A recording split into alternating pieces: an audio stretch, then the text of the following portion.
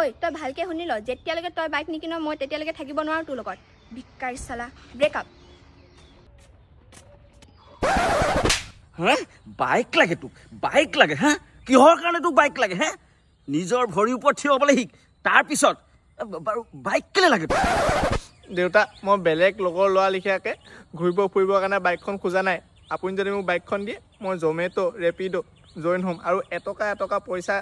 কমাই মই আপোনাৰ হাতত দিম মই ঘৰৰ অৱস্থাটো দেখিহে বাইকখন খুজিছোঁ দেউতা যাতে মই অলপমান পইচা কমাই আপোনালোকক দিব পাৰোঁ দেউতা মোৰ ভাল বেটা তোক মই পইচা দিছোঁ আৰু লোকেশ্যন এটা দিছোঁ তই তাত কমত বাইক পাই যাবি সেইবাবে মই বাইক ল'ব আহি গ'লোঁ নন্দন বাজাজ এইখন আছে আমাৰ মৰাণ মেডিকেলৰ একদমেই অপজিটত আৰু ইয়াত বোলে লোন মেলা চলি আছে আপোনালোকে একদম ল' ডাউন পে'মেণ্ট এটা দি আপুনি ইয়াৰ পৰা ভাল এখন বাইক লৈ যাব পাৰিব আৰু ইয়াত বহুতকেইখন বাইকত আপোনালোকে ডিছকাউণ্টো পাব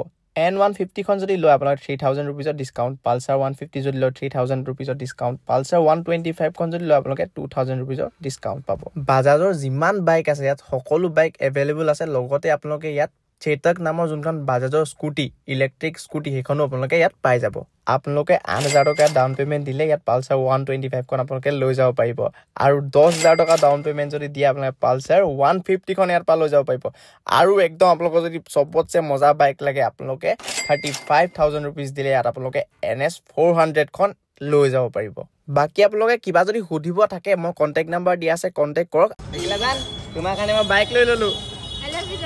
এতিয়া আমি সদায় ফুৰিম আৰু এইবোৰৰ কাৰণে বাইক লাগে তোক মই